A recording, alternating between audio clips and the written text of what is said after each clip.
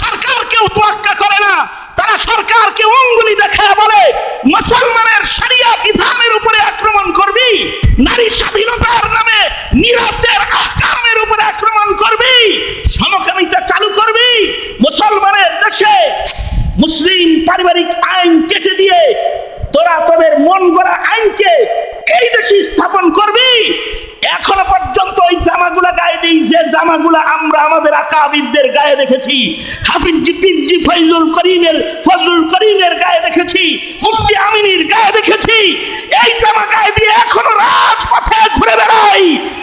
উল্টা পাল্টা করলে টান দিয়ে ছিঁড়ে ফেলে দিব, একেবারে টান দিয়ে ছিঁড়ে ফেলে দিব। আরে তাকবীর, আরে তাকবীর। বিসমিল্লাহির রহমানির রহিম। মুহাম্মাদুর রাসূলুল্লাহ والذين معه أشداء على الكفار رحماء بينهم تراهم ركعا سجدا يبتغون فضلا من الله ورضوانا سيماهم في وجوههم من أثر السجود ذلك مثلهم في التوراة ومثلهم في الإنجيل كزرع أخرج شطأه فآزره فاستغلظ فاستوى على سوقه يعجب الزراع ليغيظ بهم الكفار وعد الله الذين آمنوا وعملوا الصالحات منهم مغفرة وأجرا عظيما.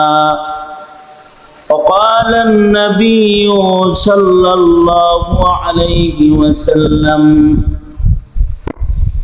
خير القرون قرني ثم الذين يلونهم وقال النبي صلى الله عليه وسلم طوبى من آمن ورآني وطوبى من آمن ورأى من رآني وطوبى من آمن ورأى من رآني أو كما قال عليه الصلاة والسلام.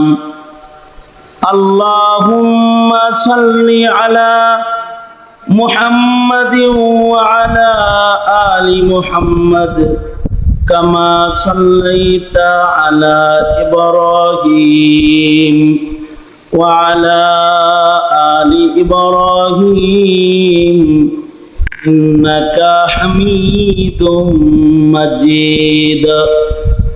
اللهم بارك على محمد وعلى آل محمد كما باركت على إبراهيم وعلى آل إبراهيم إنك حميد مجيد. কাহাফ হিকমতুল কোরআন মাদ্রাসার উদ্যোগে আয়োজিত নবম বার্ষিক ওয়াজ ও দোয়া মাহফিলের মোহতারাম সাদার মোহতারাম সভাপতি, উপস্থিত হযরত বুজুর্গ উলামায়ে কেরাম, সম্মুখমানে সমবেত দিন প্রিয়, ইসলাম প্রিয়, দিনদার, ইমানদার, মুমিন মুসলমান ভাইয়েরা, পর্দার আড়াল থেকে আলোচনায় শামিল মা বোনেরা, বিশ্বজগতের মালিক, বিশ্ব প্রতিপালকের বিশ্ব দরবারে কালিমাতুর শুকর যে মহান রব্বুল আলামিন দয়া করে মায়া করে আমাদেরকে মহতী মাহফিলে ওলামাদের সোহবতে জান্নাতের বাগানে আসার বসার তৌফিক দান করেছেন। কালিমাতুর শুকর করি, শুকরিয়া আদায় করি আলহামদুলিল্লাহ। বিকাল থেকে শুরু করে হযরত উলামায়ে কেরাম গুরুত্বপূর্ণ নসিহত আপনাদের কি করেছেন। একেবারে মাহফিলের শেষ ভাগে আমি আপনাদের সামনে বসে গেছি। বরকতের নিয়তে আয়াত হাদিস আপনাদের সামনে পেশ করেছি। সংক্ষেপে কিছু কথা। দিন যত যাইতেছে আমরা কিয়ামতের দিকে আগাইতেছি, কিয়ামত নিকটে আসতেছে। আর দিন যত যাইতেছে জমানায়ে নবুয়ত থেকে আমরা দূরে সরতেছি।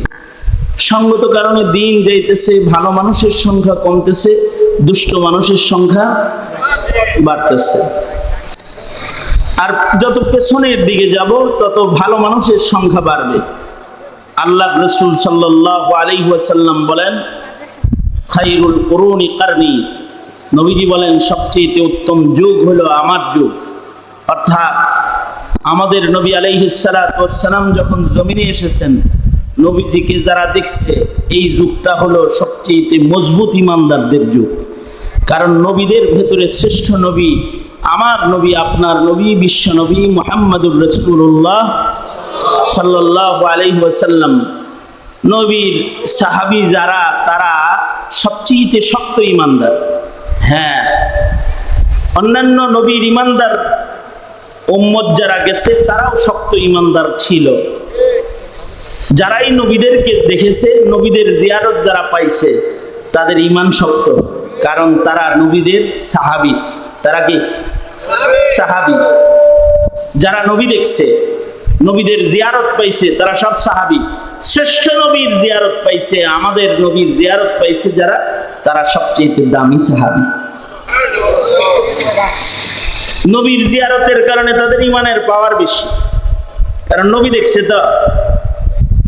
এ কারণে যারা নবী দেখছে তাদের ঈমানের প্রশংসা কোরআন হাদিসে বিদ্যমান আছে। আল্লাহ তাআলা কোরআনে কারীমে নবীর জিয়ারতওয়ালা পুখতা ঈমানদারদের কাহিনী কোরআনে বর্ণনা করছেন, যে তাদের আগুনে ফেলা হয়েছে, এরপরেও তারা ঈমান ছাড়ে নাই, তারা মজবুত ছিল। তাদের ঈমানের খুশবু আলাদা। আমাদের পাপের বদবু বেশি, আর তাদের ঈমানের খুশবু বেশি। যেমন মুসা আলাইহিস সালামকে দেখেছে যারা, যারা মুসা নবীর সাহাবী, তাদের ঈমানের পাওয়ার কত? নবী দেখার কারণে ঈমানের পাওয়ার এত যে আল্লাহর কাছে তারা মকবুল মঞ্জুর, তারা জীবন দিছে কিন্তু ঈমান দেয় নাই। যেমন হযরত আসিয়া ফেরাউনের ঘরের নরম বিছানায় ঘুমায়া, কিন্তু ঈমানের দৌলত যখন পায়া গেছে তখন ওনাকে ফাঁসি দেওয়া হয়েছে। কেমন ফাঁসি? জুল আওতাদ, যে পেরেক মাইরা লটকায়া দিছে। মাথায় পেরেক মারছে, হাতে পেরেক মারছে, বুকে পেরেক মারছে, লটকায়া দিছে। গলায় দম বন্ধ করে 1 মিনিটে মরার ফাঁসি না, বুকের ভেতরে পেরেক মারছে, মাথার ভেতরে পেরেক মারছে, হাতের ভেতরে পেরেক মেরে আটকায়া দিছে। আর ওই আটকানো অবস্থায় যখন শাহাদাত বরণ করতেছে, তখন আল্লাহকে বলে, মালিক তোমার কাছে জান্নাতে আমাকে একটা ঘর দিও। ঈমান ছাড়তেছে না। হযরত মুসা আলাইহিস সালামকে ফিরআউনের ঘরের চাকরানি দেখছে, কাজের মেয়ে দেখছে, দেখা কালেমা পড়ে মুসলমান হয়ে গেছে। পয়গম্বর থেকে ঈমান আনছে, যে ঈমান সত্য, নবী দেখা ঈমান। তো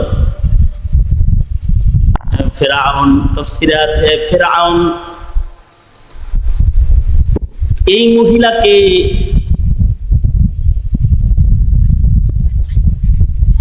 তেলের আগুনে ভাজি করার জন্য কড়াইয়ের ভেতরে তেল গরম করছে। আধা ঘন্টা তেল গরম করে তার ভিতরে যদি মাছ ছাড়া হয়, গোশত ছাড়া হয়, তেলের আগুনে গোশত পুড়ে ছাই হয়ে যাবে। সেখানে তাফসীরে আসছে আগুন বিশাল কড়াইয়ের ভেতরে তেল গরম করছে 3 দিন 3 রাত। 3 দিন 3 রাত তেল গরম করার পরে তেলগুলো যখন টকবক টকবক করতেছে, তেলগুলো লাল হয়ে গেছে, এই তেলের কড়াইয়ের কাছে হাজির করে বলতেছে। ফিরআউন বলে, কিরে এখনো মুসা আর হারুনের রবরে ছাড়বি না? মেয়েটা বলতেছে, জীবন দিমু কিন্তু ঈমান দিমু না। জীবন দিমু কিন্তু ঈমান দিমু না। মহিলার 8 বছরের শিশু সন্তান, 2 বছরের শিশু সন্তান তার কাছ থেকে ফিরআউন ছিনা নিয়ে গেছে। মহিলার চোখের সামনে তার বড় সন্তানটাকে তেলের কড়াইয়ের ভিতরে ছেড়ে দিছে। যখন বাচ্চাটাকে আগুনের মধ্যে ফেলতেছে, বাচ্চাটা কিশোর বাচ্চা কথা কয়, মার পাও জড়ায় ধরে মাকে বলতেছে, মা মুসা আর হারুনের রব রে ছাইরা দিয়ে ফেরাউন রে মানা যায় না, জীবন বাঁচতেছে না মা, ইমান কি ছাড়া যায় না? ইমানদার এত পুখতা, কারণ নবী দেখা ইমান, কালিমুল্লাহ দেখা ইমান, ইমান বড় মজবুত। মেয়েটা তার বাচ্চা কি বলে না ছাড়া যায়,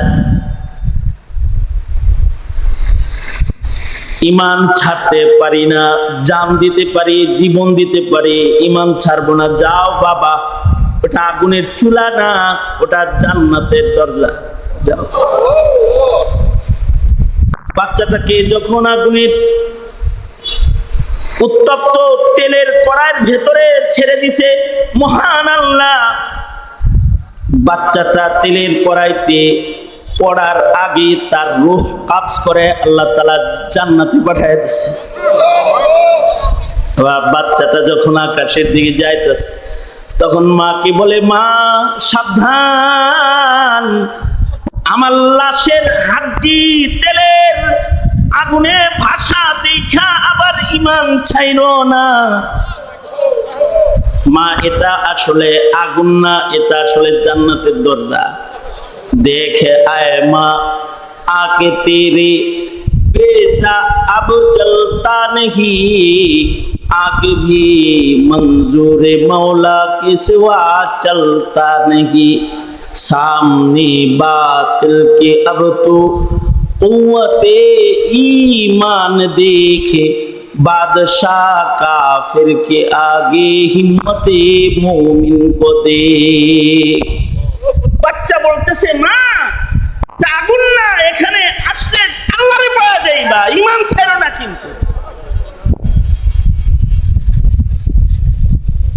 এই মহিলার সামনে তার বাচ্চাকেও আগুনের ভেতরে ফেলে দিল, তেলের ভেতরে ছেড়ে দিল, শিশু বাচ্চাটাকেও বুক থেকে টান দিয়ে নিয়ে আগুনের তেলে ছেড়ে দিল। এবার এই মহিলার পালা, কাজের মহিলা, তার পালা। ফিরআউন বলে, চোখের সামনে তোর বাচ্চাগুলোকে তেলের কড়াইয়ের ভিতরে ছাড়লাম, তোরও ছাড়বো। কিন্তু মহিলা বলে, অসুবিধা নাই, ইমানের উপর অটল থাকবো, আল্লাহরে পাবো। ইন্নাল্লাযীনা ক্বালু রাব্বুনাল্লাহ সুম্মা ইসতাকামু তাতানাজ্জালু আলাইহিমুল মালাইকাতু আল্লা তাখাফু ওয়া লা তাহজানু ওয়া আবশিরু বিল জান্নাহ وابشروا بالجنة التي كنتم توعدون نحن أولياؤكم في الحياة الدنيا وفي الآخرة ولكم فيها ما تشتهي أنفسكم ولكم فيها ما تدعون نزلا من غفور رحيم। এই দুনিয়ায় তো সব আশা পুরা হয় না, কিন্তু যাদের ঈমানের সাথে যাদের মরণ হবে তাদেরকে আল্লাহ তাআলা জান্নাতে তার সব আশা পুরা করবে। আল্লাহু আকবার বলেন, সব আশা পুরা করবে আল্লাহ তাআলা। মহিলা বলতেছে, বাচ্চাদেরকে আগুনে হাড্ডি ভাসতে দেখতেছি, এরপরও আমি আমার রবের ঈমান ছাড়ি নাই। মহিলাটা শাহাদাত বরণ করার আগে ফিরআউনকে বলে, ফিরআউন আমি আমার রবকে ছাড়বো না, জীবন দিব কিন্তু ঈমান দিব না। তবে শাহাদাতের পূর্বে তুমি ফিরআউনের কাছে একটা ওসিয়ত, হাদিসে আছে আল্লাহর রাসূল বলেন একটা ওসিয়ত, তোমার কাছে আমি একটা ওসিয়ত করতেছি, চাইতেছি একটা জিনিস, সেটা হলো আমি জানি তুমি আগুনের ভেতরে আমাকেও ফেলবে, এটা আমি জানি, শুধু এতটুকু কাজ করো, সেটা হলো আমার হাড্ডি গুলাও যখন করার ভেতরে বাসতে থাকবে, আমার সন্তানের হাড্ডি, আমার হাড্ডি, যত্র তত্র আমাদের হাড় গুলা ফেলে দিও না, আমারও আমার সন্তানদের হাড্ডি গুলা একত্রিত করে কোথাও দাফন কইরো, মাটির নিচে একসাথে দিও, বর্জকে যেন সন্তান গুলারে লইয়া থাকতে পারি। আর যেদিন মহান আল্লাহ সকলকে মাটি থেকে দাঁড় করাবে, সেদিন যেন আমার শহীদ সন্তান দুইটা বুকে লইয়া মহান আদালতে আমি দাঁড়াইতে পারি। বাস এতটুকুন মনের বাসনা তুমি আমার পুরা কইরো, ঈমান দিব না জীবন দিব, ঈমান দিব না। ফিরআউন এই মহিলাটাকেও তেলের কড়াইয়ে ছেড়ে দিল। তবে ফিরআউন এই কাজের মহিলার একটি আবদার, যেটা এটাকে পূরণ করলো, তেলের কড়াইতে ভাসা তার হাড্ডি এবং তার সন্তানদের হাড়গুলাকে একত্রিত কইরা এক জায়গায় দাফন করে দিল। 2000 বছর পরে এই হাড্ডির উপর দিয়ে মুহাম্মদুর রাসূলুল্লাহ সাল্লাল্লাহু আলাইহি ওয়াসাল্লাম বুরাকে চড়ে যখন মসজিদুল হারাম থেকে মসজিদুল আকসায় যাইতেছে, নিচের থেকে খুশবু উপরে উঠতেছে, খুশবু উপরে উঠতেছে। আল্লাহর রাসূল জিজ্ঞাসা করে, জিবরাইল, এই জায়গায় একটা খুশবু নিচ থেকে উঠতেছে, এটা কিসের খুশবু? হযরত জিবরাইল বলে, এটা 2000 বছর আগে আগুনের কড়াইয়ের ভিতরে নিজেকে শহীদ করছে কিন্তু ঈমান দেয় না, সেই ঈমানদারদের ঈমানের খুশবু। এটা 2000 বছর যাবত এখান থেকে খুশবু বের হইতেছে, এতটুকুনি না, কিয়ামত পর্যন্ত তাদের ঈমানের খুশবু বের হইতে থাকবে। যত পেছনের দিকে যাব তত ঈমানদার পুখতা পাবো। তবে সবচেয়ে পুখতা ঈমান হলো সাহাবায়ে কেরামের ঈমান। তবে তাদের ঈমানের বদলাও আল্লাহ তাআলা তাদের দিয়েছেন। এ কারণেই হযরত আসিয়াকে ফিরআউনের নরম বিছানা আর রাজমহলের আরাম ছেড়ে যে নিজের জন্য শাহাদাতের পিয়ালাকে গ্রহণ করার মতো ঈমান কুরবানি যে রেখেছে, তাকে আল্লাহ পুরস্কার দিয়েছেন। সেটা হলো আসিয়া জান্নাতে হাবিবুল্লাহর বিবি হয়ে জান্নাতে থাকবে। আল্লাহু আকবার কাবীরা। এ কারণে আল্লাহর রাসূল খাদিজাতুল কুবরার ইন্তেকালের পূর্বে খাদিজাতুল কুবরা কি বলতেছিলেন?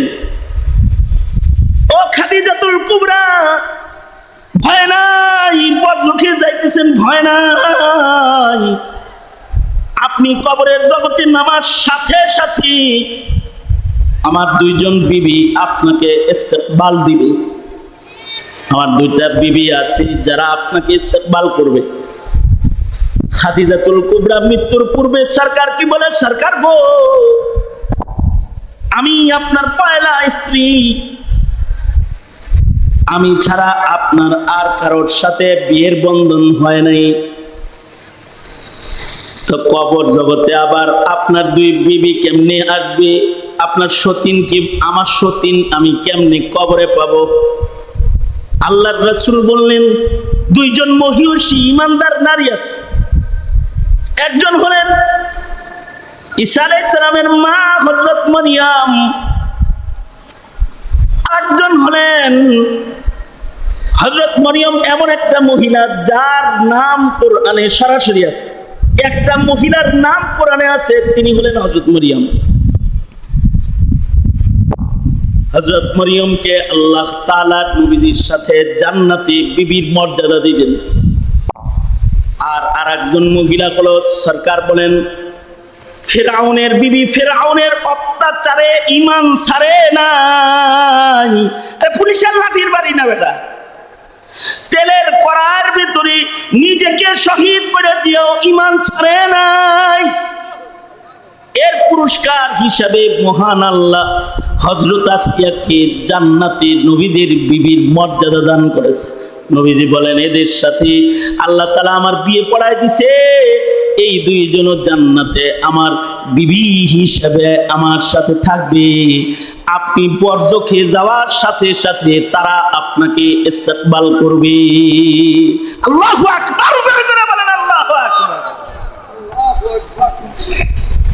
সবচেয়ে মজবুত ঈমান যারা নবীর জিয়ারত করেছে, এ কারণে সাহাবীদের ঈমান জুরিবিহীন ঈমান, জুরি নাই ঈমানের। উত্তপ্ত বালির ভেতরে হাত পা বেঁধে ফেলে দিয়ে জিহ্বার ভেতরে পেরেক ঢুকায় দিয়ে বলছে আল্লাহ বলতে পারবি না, তারপরেও বলে না, আহাদ আহাদ আহাদ। আগুনের কয়লার ভেতরে অঙ্গরার উপরে শোয়া দিয়েছে, গায়ের চর্বিগুলা চামড়া পুড়ে বের হইতেছে, তারপরে বলে আহাদ আহাদ, আল্লাহ আল্লাহ, লা ইলাহা ইল্লাল্লাহ। সাহাবায়ে কেরামের ঈমান। যারা নবী দেখেছে, আল্লাহর রাসূলকে দেখেছে, তারা হলো শ্রেষ্ঠ ঈমানের মালিক। আল্লাহর রাসূল বলেন, তুবা মান আমানা ওয়া রাআনি। আল্লাহর রাসূল বলেন, তুবা মান আমানা ওয়া রাআনি। আল্লাহর রাসূল বলেন, যারা ঈমান এনেছে এবং সরাসরি আমায় দেখেছে, তারা হলো 1 নম্বর ঈমানদার। এরা ভাগ্যবান ঈমানদার, এরা পুখতা ঈমানদার, এরা সম্মানী ঈমানদার। আল্লাহর রাসূল বলেন, এদের পরে সবচেয়ে দামি ঈমানদার হলো তাবেঈন, যারা ঈমানের সাথে রাসূল না দেখলেও শ্রেষ্ঠ ঈমানদার আবু বকর, উমর, ওসমান, আলী সাহাবীদেরকে দেখেছে। আল্লাহু আকবার, জোরে বল। যেমন হাসানুল বসরি, রাবিয়াতুল বসরি তাবেঈ, সরাসরি তারা সাহাবী দেখেছে। যেমন উমর ইবনে আব্দুল আজিজ রাহমাতুল্লাহি আলাইহি সরাসরি সাহাবী দেখছে, তাবেঈ। ইমামে আযম আবু হানিফা রাহমাতুল্লাহি আলাইহি রাআ আনাসান, সাহাবী দেখছে।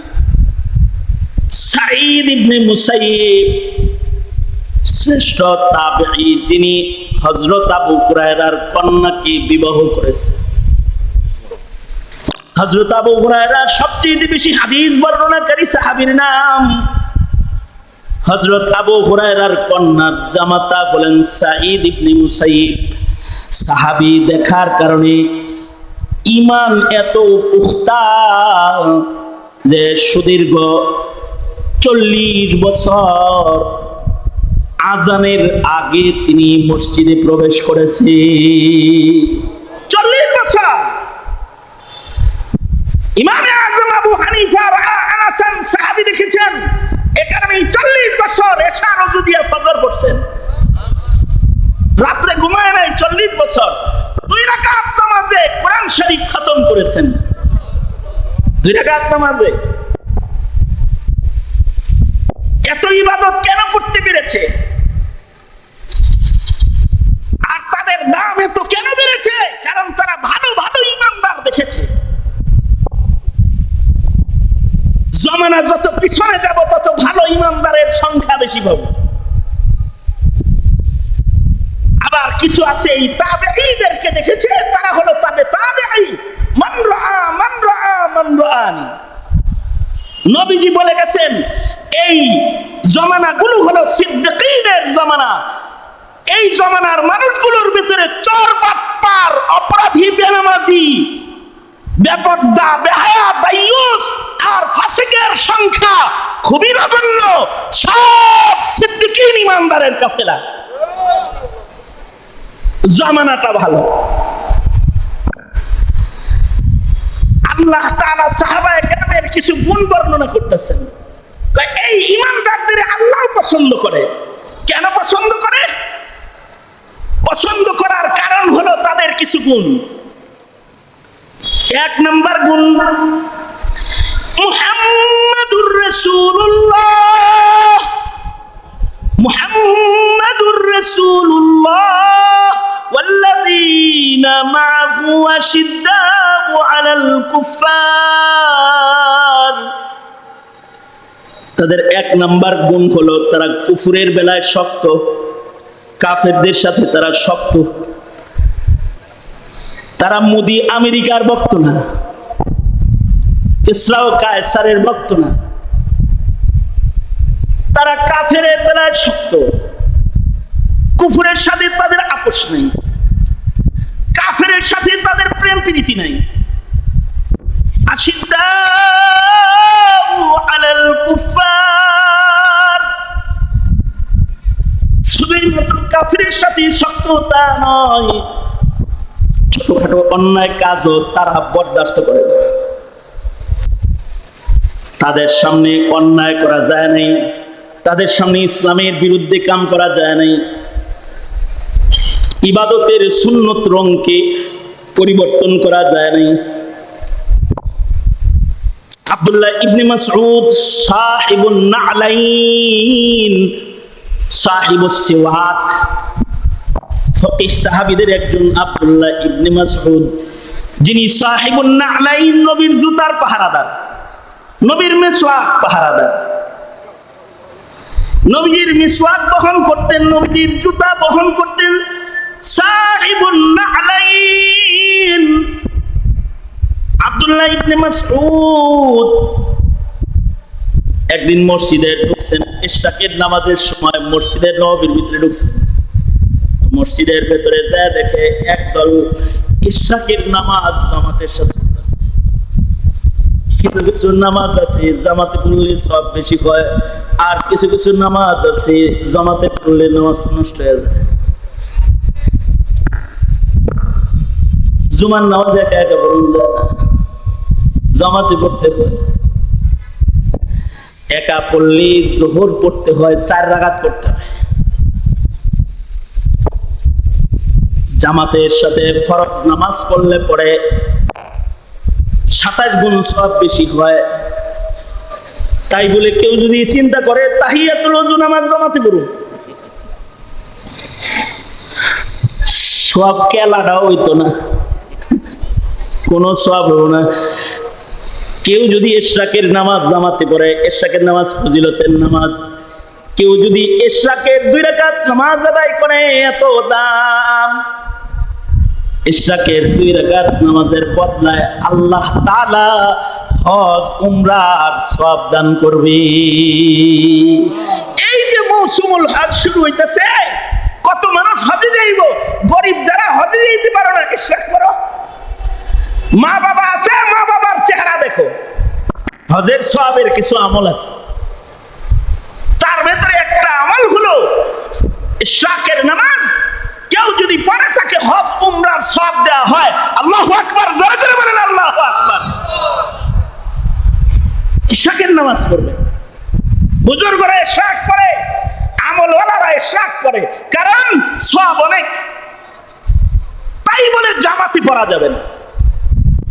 আব্দুল্লাহ ইবনে মাসউদ মসজিদে যায় দেখে জামাতের সাথে ইশরাক করতেছে। ইবনে মাসউদ যায় বলে, কিরে তোরা জামাতে পড়াস কেন? কই সব সব। আব্দুল্লাহ ইবনে মাসউদ তো সাহাবী, আশিদ্দাউ আলাল কুফফার, অন্যায়ের ব্যাপারে তিনি দুর্বার। সাথে সাথে পাথর একটা হাতে লইছে, পাথর হাতে লয়ে কয় কি, এখনো পর্যন্ত যে জামা গায়ে আছে এটা নবীর যুগের জামা, রাসূল নাই তাতে কি রে?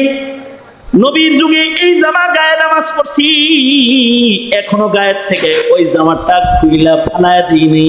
লাম তুখলাক, জামাটা পুরান হয় নাই, ছিঁড়া যায় নাই, নবীর যুগের জামা এখনো গায়ে আছে। এখনো ঘরে যায় যে বর্তনে খানা খাই, ওটা নবীর যুগে কেনা বর্তন। নবীর যুগে ওই বর্তনে আমি ইবনে মাসউদ খাবার খেয়েছি, এখনো সেই বর্তনে সেই প্লেটে খানা খাই। লাম তুকসার, এখনো পর্যন্ত আমার বর্তন ভাঙে নাই, আমার জামা ছিঁড়ে নাই। আই তুই শরীয়তের বিধান ছিঁড়তে আইছস। এই যে পাথর হাতে লইছি, পাথর মেরা কিন্তু মদিনার থেকে বাইর করে দিব। আশিদ্দাউ আলাল কুফার, এটা আল্লাহর পছন্দের ইমানদার বান্দাদের রং। এই কারণেই জমিনে হাজার ফাসিকের ভিড়ে এমন কিছু ইমানদার থেকেই যায় যারা সরকারকেও তোয়াক্কা করে না।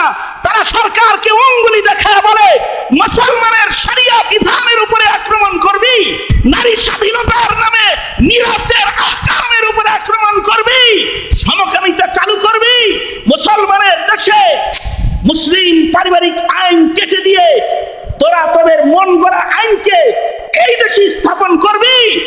এখনো পর্যন্ত ওই জামাগুলা গায়ে দিই যে জামাগুলা আমরা আমাদের আকাবিরদের গায়ে দেখেছি, হাফিজ জিপিজি ফজলুল করিমের গায়ে দেখেছি, মুফতি আমিনীর গায়ে দেখেছি। এই জামা গায়ে দিয়ে এখনো রাজপথে ঘুরে বেড়াই। উল্টা পাল্টা করলে টান দিয়ে ছিঁড়ে ফেলে দিব, একেবারে টান দিয়ে ছিঁড়ে ফেলে দিব। আরে তাকবীর, আরে তাকবীর। ইসলামের শত্রুরা, ইসলামের শত্রুরা, আরে তাকবীর। কারণ এটা মুমিনের সিফাত, এটা আল্লাহর পছন্দের মুমিনের গুণ। আশিদ্দাউ আলাল কুফার, আশিদ্দাউ আলাল কুফার।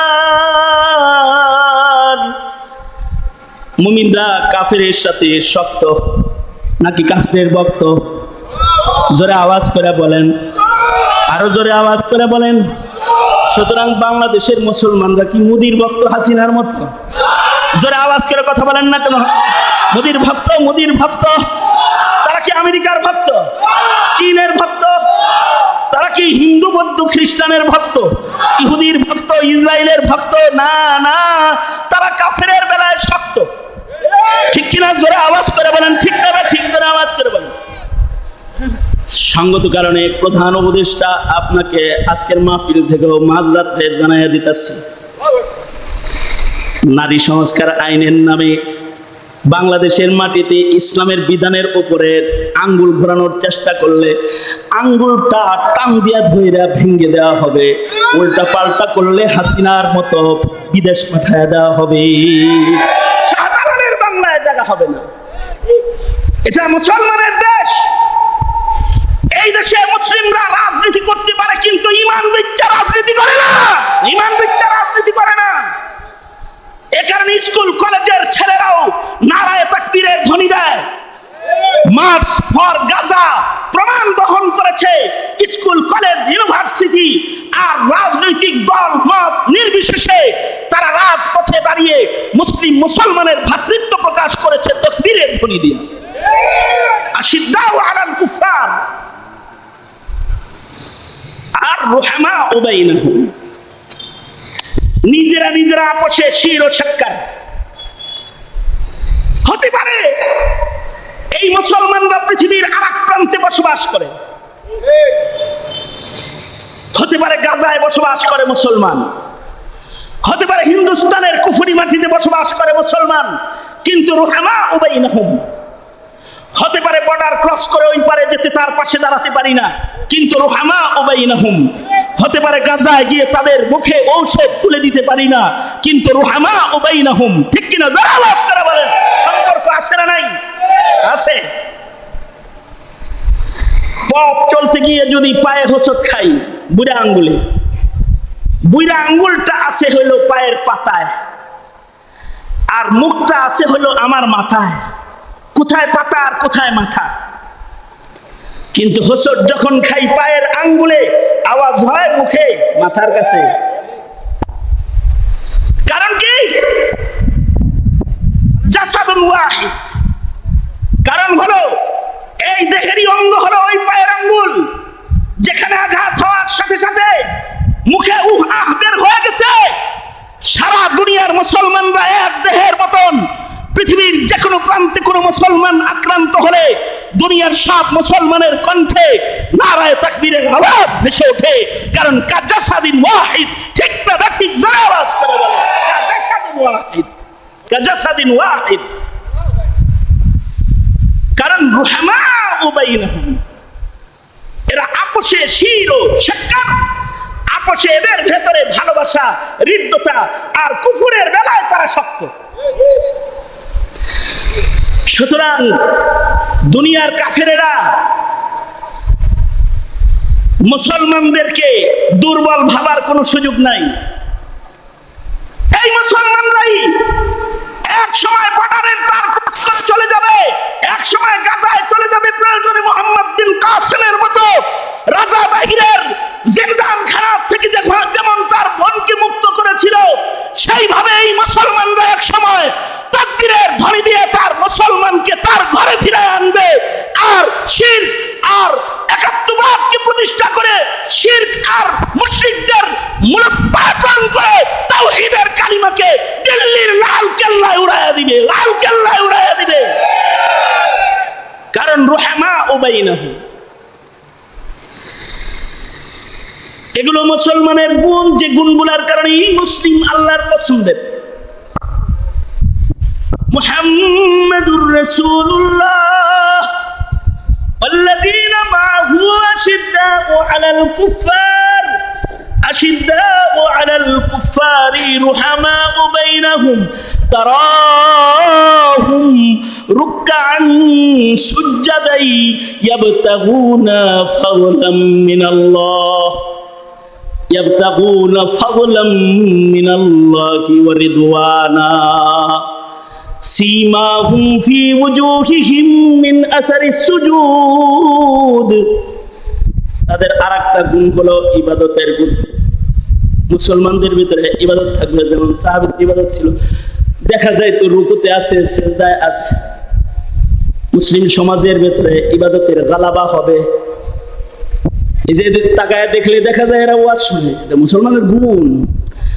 তাকায় দেখা যায় ওরা তাকবীর মারে, মুসলমানের গুণ। তাকায় দেখা যায় ওরা জিকির করে, এটা মুসলমানের গুণ। তাকায় দেখা যায় ওরা ঘরে কোরআন পড়ে, মুসলমানের গুণ। তাকায় দেখা যায় ওরা পর্দা করে, তাকওয়া, এটা মুসলমানের গুণ। এই গুণগুলো দেখলেও কিন্তু কাফেররা চিতা যায়। ইয়াজিবু যুররাল ইয়াবিযা বিহিমুল কুফার, কাফেরদের রাগ হয় তখন। এই কাফেরদের রাগ দেখি ইবাদত ছাড়া যাবে না, আর ঈমানও ছাড়া যাবে না, ঠিক কিনা? জোরে আওয়াজ করে বলেন, ঈমানও ছাড়া যাবে না, ইবাদতও ছাড়া যাবে না। মুসলমানের ঈমান আমলের চেয়ে দামি দৌলত আর কিছু নাই। আজকে নারী সংস্কার করতে গিয়ে দেশ সংস্কার না করে প্রধান উপদেষ্টা উনি ধর্ম সংস্কার শুরু করছে। যেই ধর্মের উপরে আল্লাহ তাআলা কিয়ামত পর্যন্ত রাজি, যেটা সংস্কারের ঊর্ধ্বে।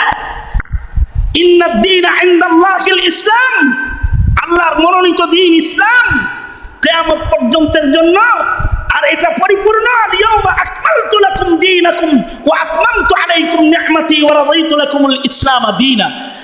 ধর্মীয় বিধানে কোনো সংস্কার নাই। বুঝছেন কথা? জোরে আওয়াজ করে বলেন, ঠিক না ঠিক? জোরে বলেন। কেউ যদি বলে নারী আর পুরুষ সমান অধিকার, সম্পদ বাদ সমান, ওর আকল কম, ও বুঝে না।